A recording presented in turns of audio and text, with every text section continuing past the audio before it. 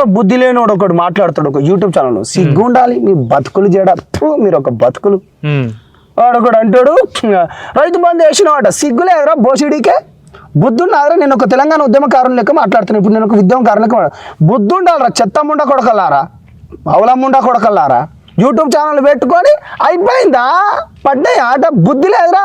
3000 నిరుద్యోగ వృద్ధి అన్నాడు కదా, సన్నాసులారా, చెత్తనా కొడకల్లారా, చెప్పులు పెట్టి కొడతా దొంగ.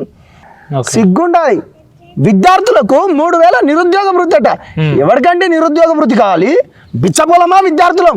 కొట్లాడి నీకు తీసుకొని వచ్చి సీఎం సీటుని ఇస్తే 3000 నిరుద్యోగ వృద్ధి ఇస్తావా? ఉద్యోగాలు కావాలి గారా మాకు కావాల్సింది ఉద్యోగాలు. నిరుద్యోగ వృద్ధి ఇస్తావు మమ్మల్ని, నిరుద్యోగ వృద్ధి ఇచ్చేసి హ్యాండిక్యాప్లను చేస్తావు, లేకపోతే ముసలోళ్ళని లెక్క చేస్తావు అనుకుంటావు. వృత్తి కూడా ఇవ్వలేదు కదా పూర్తి. మరి అది మాట్లాడారు సిగ్గులేని సన్నాసులు. చెప్పులు పెట్టి కొడతాం. అరే ఏదో ఒక పార్టీలు ఉన్నాం కాబట్టి మంచిగా మాట్లాడాలి కాబట్టి, అయినా మా తెలంగాణ భాష గిదే అని చెప్పి మా కేసీఆర్ కాక నేర్పించింది. ఏం కాదు, మీరు కింద ఎటువంటి కామెంట్లో నీతి నిజాతి ధర్మంతో ఉంటాం బై, అందుకని జనసేన పార్టీలో పోయినా. నిజంగా నీ అమ్మ 100 కోట్లు కమాయించుకోవాలంటే వేరే దగ్గర పోతావు.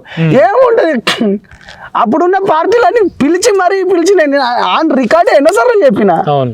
ఎవడో అయ్యో నా తల్లిదండ్రుల పుణ్యమా అని చెప్పేసి 3 పూటల భోజనం సమృద్ధిగా దొరుకుతుంది, పడుకోవడానికి 6 గజాల జాగ నాకున్నది, ప్రజల గుండెలలో ప్రేమ ఉన్నది. నిజాన్ని నిర్భయంగా మాట్లాడనరా యూట్యూబ్ ఛానల్ పెట్టుకుని సన్నాసులారా. పిచ్చి వేసాలు లేకండి. ఎప్పుడో ఎవడో మెంటల్ ఎత్తది, ఎవనుకోకొనికి మెంటల్ ఎత్తది, ఎత్తుకొని పోతారు. ఏముంటుంది బై, కేసులు పెడితే ఏమైతే చెప్పు కేసులు. స్టూడెంట్స్ అయితే ఆర్డర్స్ వచ్చినాయి, ఏమవుతుంది? ప్రజల గురించి మాట్లాడండిరా, నిజాన్ని నిర్భయంగా మాట్లాడండిరా. 4 రోజులు బతికినా మీ లెక్క మిమ్మల్ని మీరు అమ్ముకోకండిరా. మీ తల్లిదండ్రులకు పుట్టిన వాళ్ళు గారా మీరు? బుద్ధి ఉండాలిరా, సిగ్గు ఉండాలి గారా. యూట్యూబ్ ఛానల్ ఒకటి పట్టుకోవడం పోని అమ్మ పోటుగాడిగా గడ్డపార పట్టుకొని మీరు అంతా తీసుకున్నారు. కొట్లాడాలి, నిలబడాలి, ప్రజల సమస్యల పట్ల గలమెత్తాలి. అది కదా నీ అమ్మ పోటుగాడు. ప్రతి ఒక్కడు యూట్యూబ్ పెట్టుకుంటాడు, ఇక మాట్లాడే, ఇక అయిపోయిందిగా. నిరుద్యోగ వృద్ధి గురించి ఎందుకు? రైతులు కాదురా, ఇప్పుడు కాంగ్రెస్ ప్రభుత్వం వచ్చి 10 రోజులు కూడా కాదు, దానిపైన ఎందుకు సన్నాసులారా మీకు? 1 సంవత్సరం ఇయ్యరాదంటారా, ఒక 6 నెలలు ఇయ్యరాదంటారా? ప్రగతి భవన్లో మీరు ఇంతకుముందు యూట్యూబ్ ఛానల్ ఎవడైనా పోయినారా? బోషిడీకి వెళ్ళారా? బుద్ధి ఉందా? నేను ఒక పార్టీ తరఫు నుంచి విద్యార్థి నాయకులు లెక్క మాట్లాడుతున్నా, ఒక బిగ్గా మాట్లాడుతున్నా, 100 కేసులు వేసుకున్న లెక్క మాట్లాడుతున్నా. సిగ్గు ఉండాలి మీ బతుకులో. ఇవన్నీ నేను మాట్లాడేది కాదు, మా కేసీఆర్ కాక నేర్పించిన నేను ఇవన్నీ. మళ్ళీ నన్ను అనుకున్నారు, మళ్ళీ జనసేన పార్టీలో సంపద నాయకుడికి గిట్ట తీడతాడా, గిట్టే తీడతాం రా బై. ప్రెస్టేషన్ వస్తుంది, మరి ఏం చేయాలి? గిట్నే తీడతాం. ఇది తిట్టుడు కాదు, మన మధ్యలో కాకాయి మంచిగా యూట్యూబ్ ఛానల్ కూడా కొంచెం హుందాగా మాట్లాడాలి. అవకాశం ఇవ్వండి. అవకాశం ఇవ్వకుండా 10 రోజులలోనే ఉంటాయి. ఛాయిస్ ఇవ్వాలి కదా. సిగ్నేచర్ స్టూడియో ఎక్కడిది? ఇంతకుముందు యోయో ఛానల్ లేనప్పుడు సిగ్నేచర్ స్టూడియో ఎక్కడిది? లేకపోతే ఇంకా ముందు ఉన్న యూట్యూబ్ ఛానల్ ఎక్కడి? కొత్త తరం రావాలి, మాట్లాడాలి, నిలబడాలి, నిజాయితీని పెట్టుకోవాలి. వాడు పెట్టుకుంటాడు రైతు బంధు, మరి నిరుద్యోగ వృద్ధి గురించి కావచ్చు, కానీ అనేక హామీలు. గిరిజన బంధు అన్నాడు, కానీ దళిత బంధు అన్నాడు, ఎక్కడికి ఇచ్చిండు? అరే రైతు బంధు ప్రజలారు ఒకసారి ఆలోచించండి. రైతు బంధు అట 100 ఎకరానికి సంక్షేమ పథకాలు ఎవరికండి? అవి పేదోనికి కదండి. ఐఏఎస్లు ఎందుకు, ఐపీఎస్లు ఎందుకు, ఈ ముఖ్యమంత్రులు ఎందుకు? అప్పుడప్పుడు అనిపిస్తుంది నిజంగా భగత్ సింగ్ ఏందో. మీరు చూసి మళ్ళీ నన్ను ఏదో కింద కామెంట్లు పెడతారు, కానీ మళ్ళీ అంటే నేను ఓపెన్గా మాట్లాడుతున్నా, ఓపెన్గా ఉండాలనుకుంటున్నా. నేను నిజాయితీగా ఉన్నా కాబట్టి ఆ జనసేన పార్టీలో పోయినా. నాది ఒక రోగం, నాకు అదొకటి, నిజాయితీగా ఉండాలి కాబట్టి. నా తెలంగాణలో ఇన్ని కోట్ల మంది ఉన్నప్పటికీ ఎవ్వరికి రాని అవకాశం మీలాంటి సామాజిక ఉద్యమకారులు, అంటే అప్పటి నుంచి క్రియాశీలక మొదటి నుంచి ఉన్నారు కాబట్టి మీ భుజాల మీద ఉద్యమాన్ని వేసుకొని నడిపించినారు. మీరు లేదంటే మిర్యాల రామకృష్ణ కావచ్చు, ఇటువంటి అనేకమైన విద్యార్థులకు జనసేనలో అవకాశం వచ్చింది. రాబోయే రోజుల్లో జనసేన పరిస్థితి ఏంటి తెలంగాణలో అంటే ఏం చెప్తారు మీరు? ఏముంటుంది, ప్రజల తరపు నుంచి పోరాడతాం, దాని ఏముంటుంది అవకాశం అంటే కొట్లాడతాం బై. ఇప్పుడు నేను ఒక విద్యార్థి నాయకునిగా, తమ్ముడు 2017 ఏమో వచ్చిండ్రు, తమ్ముడు రామకృష్ణ. పవన్ కళ్యాణ్ గారు గుర్తించిండ్రు, కత్తి సైదుల్ గారు ఉన్నారు, సీనియర్ మా లాంటి, మేము ఎప్పటి నుంచి ఉన్న లాంటి చాయిస్ ఇచ్చిండు. ఏముంటుంది మిగతా రాజకీయ పార్టీలలో ఇప్పుడు ఎక్కడ ఉన్నాయి చూస్తున్నాం. అంటే చాయిస్ ఇచ్చిండు, ప్రజాక్షేత్రంలో కొట్లాడినాం, ఏముంటది ప్రజలు ఇవాళ ఈ కాంగ్రెస్ పార్టీని హక్కుని చేర్చుకోవాలనుకున్నాం, లేచింది, పోయినాం, కొట్లాడినాం, 3rd ప్లేస్లలో వచ్చింది. అన్న ఒక విషయం అడగాలని ఉంది వ్యక్తిగతంగా, అంటే నా వ్యక్తిగతం కాదు, అందరు మీ గురించి మాట్లాడేది.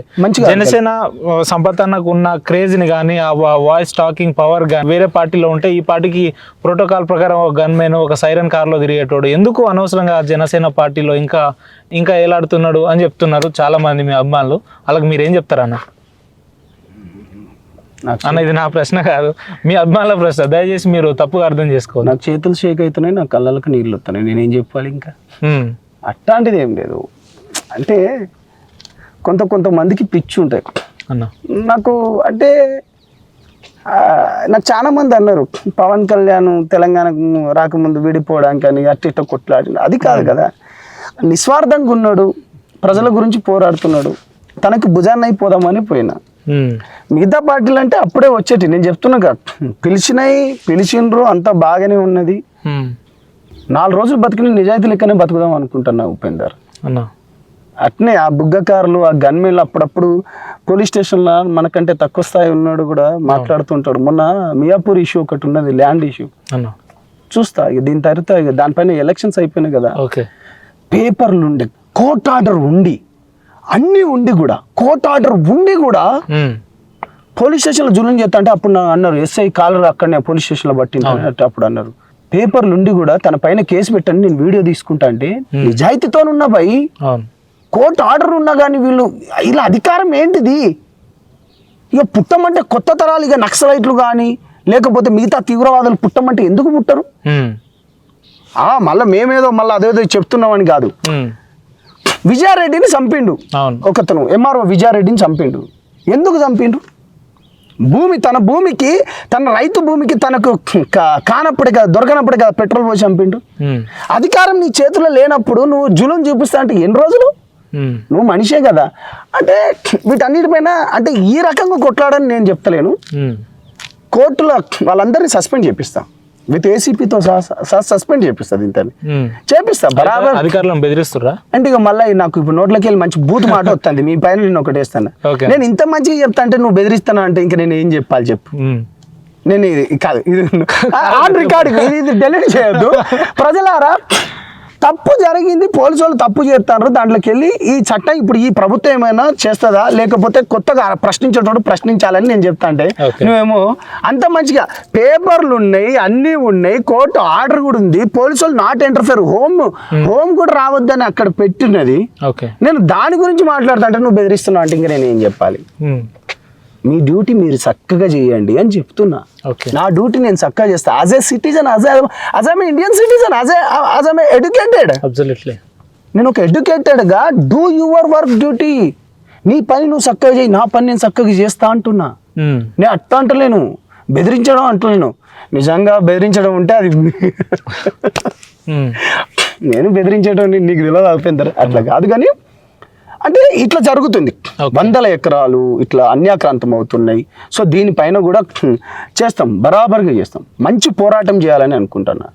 ఇక జనసేన పార్టీ గురించి వస్తే నువ్వు అడిగినట్టు మిగతా రాజకీయ పార్టీలకు పోతే నీకు మంచి పొజిషన్ ఉంటుంది అంటే అభిమానులను, కానీ చూద్దాం, కాలం చెప్తుంది, కాలం నిర్ణయిస్తుంది ఏదైనా. మనకి అట్లాంటి కాదు, కానీ ప్రజల తరఫున అయితే బలంగా పోరాడాలనుకున్నాం. ఇప్పుడు చాలా మంది ఛానల్ పెట్టుకుని ఉన్నాడు, తమ్ముడు మైపాల్ అంటారు, ఆయన కూడా పోవాలంటే మిగతా రాజకీయ పార్టీలకు పోవచ్చు. కానీ ఎందుకంటే మేము ఇంతే, మేము పిచ్చోళ్ళం, జనాల పిచ్చోళ్ళం, సమాజం పిచ్చోళ్ళం. ఇంకెన్ని రోజులు ఉంటుంది మీకు ఈ పిచ్చ అంటే ఏం చెప్తారు? నేను చచ్చిపోయే వరకు ఉంటుంది. ఏందన్నా అంత పెద్ద మాట అన్న? పెద్ద మాట ఏంది, ఉన్న మాటనే.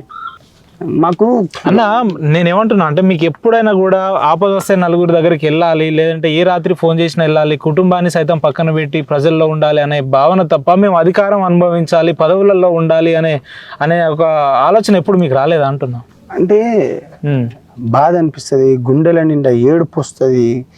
ఎప్పుడంటే అన్యాయం జరిగినప్పుడు పోలీస్ స్టేషన్లకు పోతాం కదా, ఒకనికి న్యాయం జరగదు చూడు, అప్పుడు వస్తుంది కోపం. నాలాంటోనికే నేను పోయినప్పుడే అనే గింత చేసినంటే ప్రజలు ఈసారి ఆ రోజు పోలీస్ స్టేషన్లో ఏం జరిగింది అది కూడా చెప్తా. నేను ఎస్ఐ గల్లా పట్టుకున్నాం, బరాబర్ పట్టుకున్నాం.